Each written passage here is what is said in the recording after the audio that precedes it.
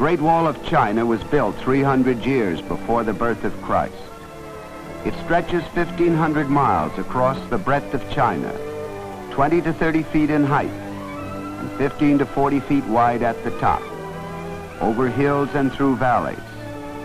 A great wall of defense against ancient invading armies.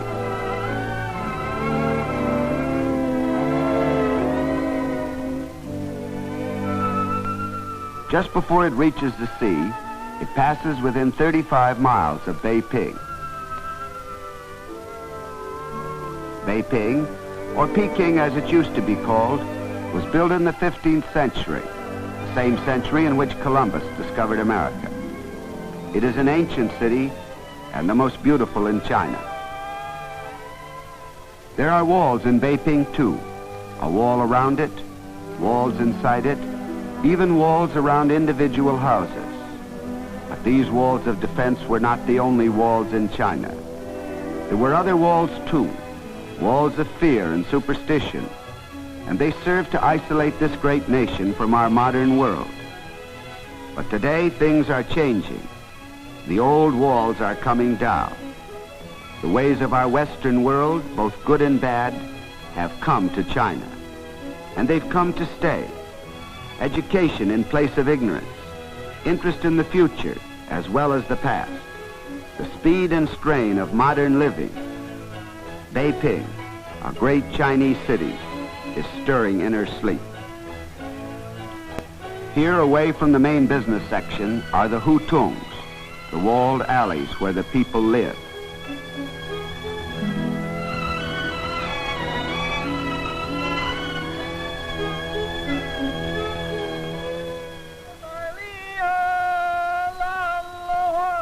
Early in the morning, as the city comes to life, the street peddlers and hucksters begin the day's work.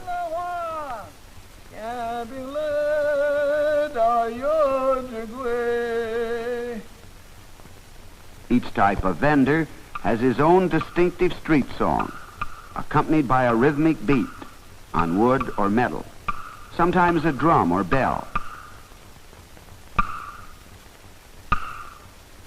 From behind the walls, housewives and servants recognize the calls and come to buy. Peddlers provide everything that a household could possibly need.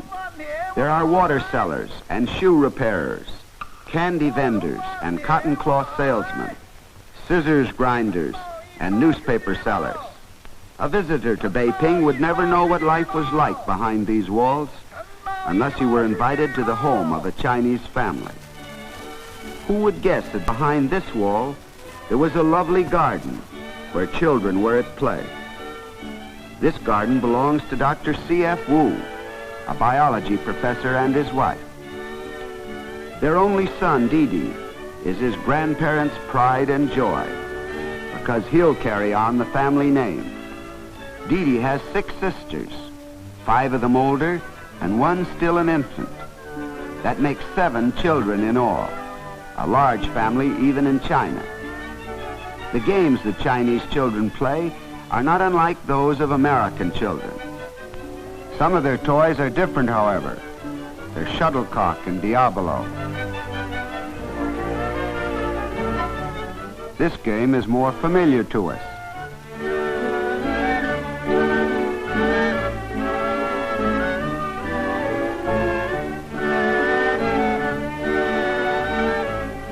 But children in China go to school too, if they're lucky. In this family, the teacher is mother herself. The family food budget was so limited because of inflation that Dr. Wu decided that the only way the children could be kept healthy on their meager diet was to control their activities and conserve their energies. Since this could only be done by close supervision, Mrs. Wu decided to teach them herself.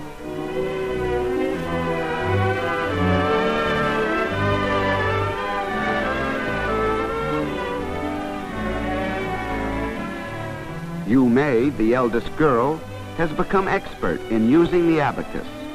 This may look like a toy, but actually it's a sort of adding machine which can be used to subtract, divide, and multiply with lightning rapidity.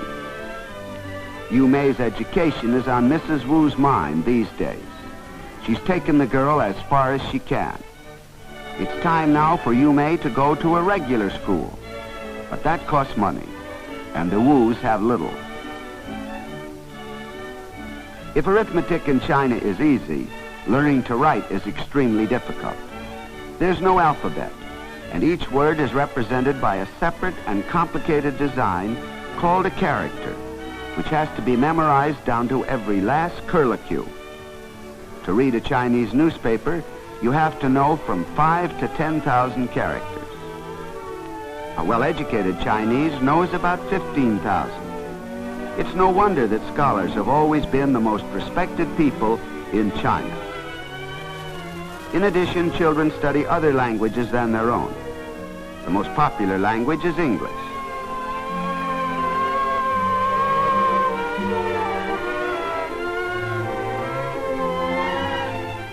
Mrs. Wu can't forget that she's a mother as well as a school teacher, and it's time now to prepare the baby's formula.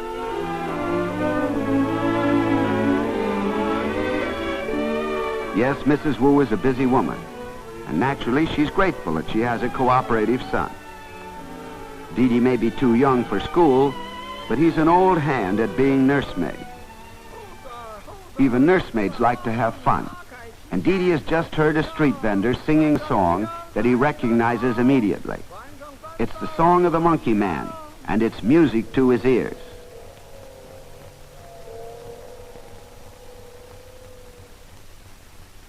He can't wait to break the news to Mother, thereby throwing the classroom into a state bordering on chaos. The school teacher knows when she's licked, and class is dismissed.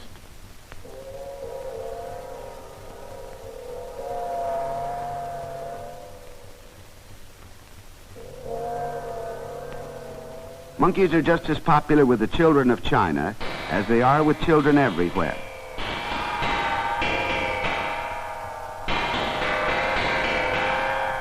This one has obviously been to the Chinese theater and noticed that Chinese actors wear masks.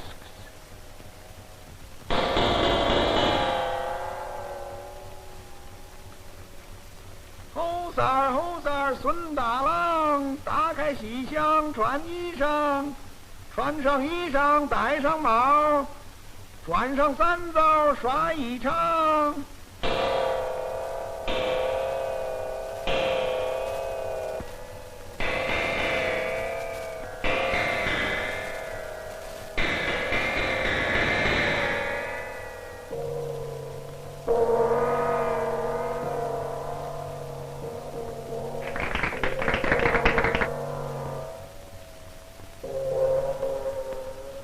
Suddenly, Yu Mei remembers something.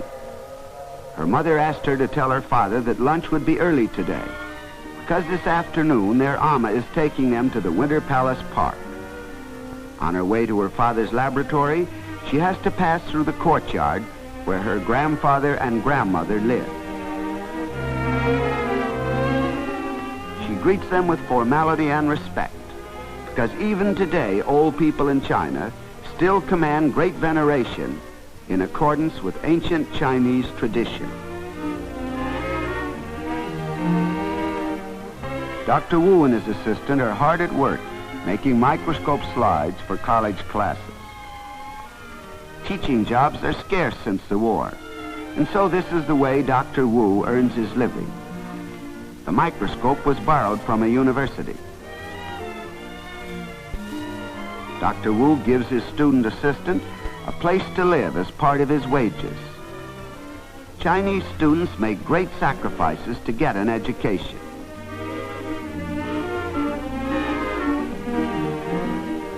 Meanwhile, lunch is being prepared. Turnips are more plentiful and cheaper than most vegetables in Peiping, and consequently are part of almost every meal.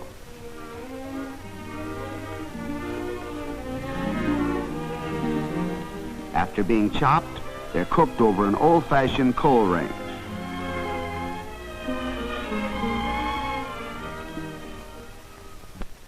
There are no modern conveniences in Chinese kitchens, often not even running water. All drinking water is boiled to prevent disease, and is usually drunk hot. This servant or ama may seem like a luxury, but most middle-class families have one. She's considered part of the family, and they feel as responsible for her as for a close relative. At last, luncheon is served, a frugal luncheon, and yet the big meal of the day. In quantity, it may seem substantial, but in caloric value, it is dangerously low. There's 1 egg for 10 people, and it's given to the old folks, but they prefer to give it to their grandson, to a young life just beginning, to the boy who will carry on the family name after they have passed on. In keeping with Chinese custom, Mrs. Wu serves her husband's parents. Chinese family life has a kind of quiet dignity and graciousness which is sometimes missing in our busy Western world. Before the war, bread in middle-class families was made of wheat, but now almost everybody eats wo-wo-to, the cornbread of poor Chinese peasants. Even in good times, meat was used mostly for flavoring. Now, there's no meat at all.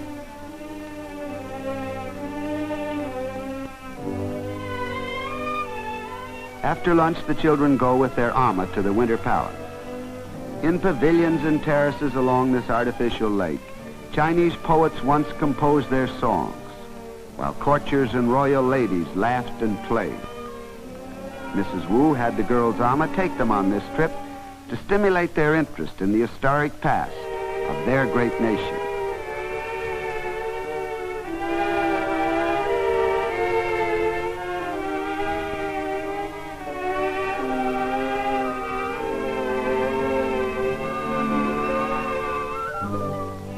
But the girls are interested in the present, too, in the life that is going on around them, in short, in anything that's alive, even if it's only ornamental goldfish and carp.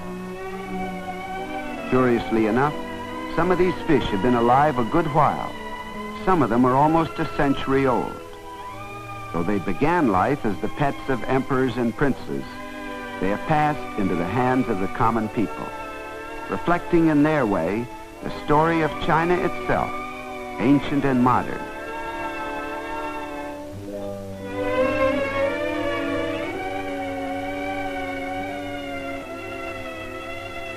Meanwhile, back in the Wu household, another chapter in the story of China is being written. A relatively small chapter, perhaps, concerning the future of only one Chinese girl. Dr. Wu is wondering how he'll raise the money to send Yu Mei to school.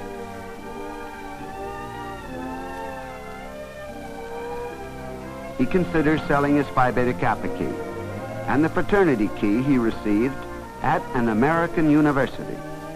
But they would hardly bring enough. Mrs. Wu has a better idea: her jewels.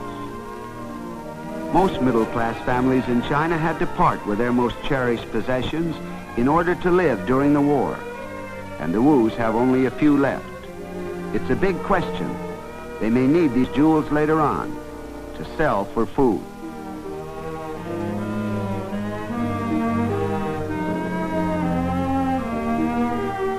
But for the Chinese, no sacrifice is too great for education.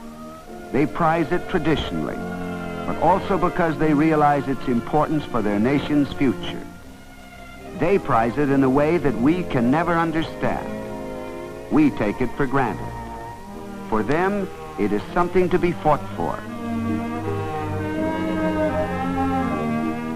Bedtime comes very early for the girls, as part of Dr. Wu's plan for conserving their energy.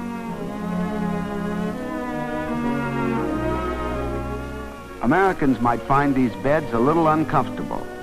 There's no mattress, just boards covered by a quilt. But Chinese children learn to like their hard beds. In fact, some Chinese students who visit America complain about the softness of our beds and prefer to sleep on the floor.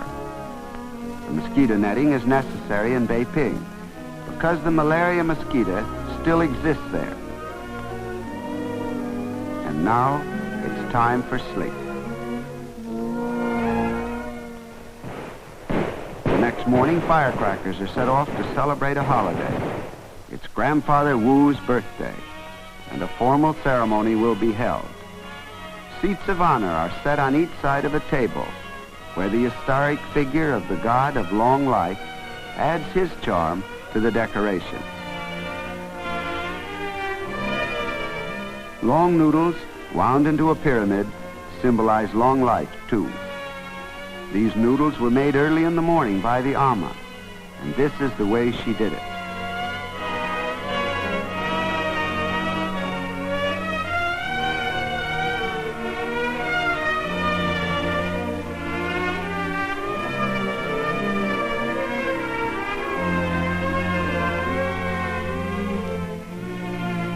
Long noodles are as important to a birthday party in China as a birthday cake is to us, and just as much care is taken in their preparation.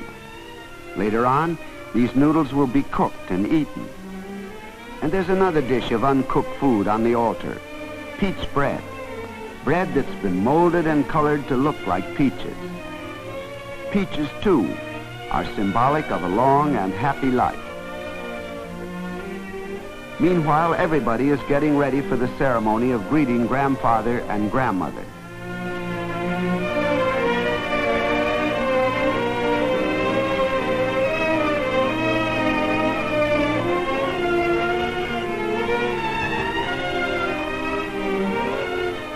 The Amma helps the younger girls fix their hair.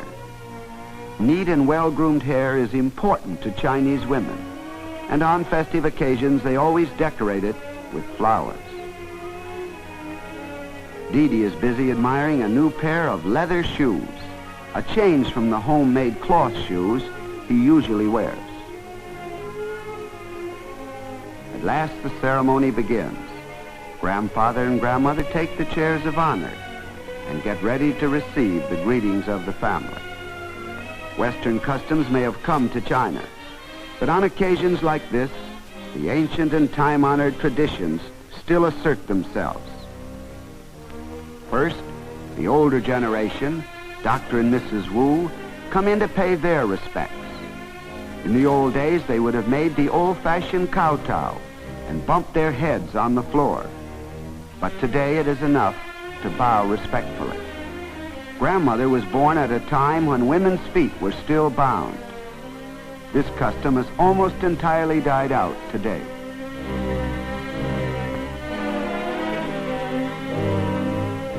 And now the next generation, the children, pay their respects. Dee Dee is on his own for the first time. Last year he did it this way. Even babies pay their respects on a grandfather's birthday. That afternoon, Grandfather, who was obviously in a holiday mood himself, decides to give the girls a treat. A treat in Peiping usually means an outing. The trip today will be to the Temple of Heaven, the most beautiful example of religious architecture in the whole of China, and another monument to man's belief in a power beyond himself, no matter what his creed.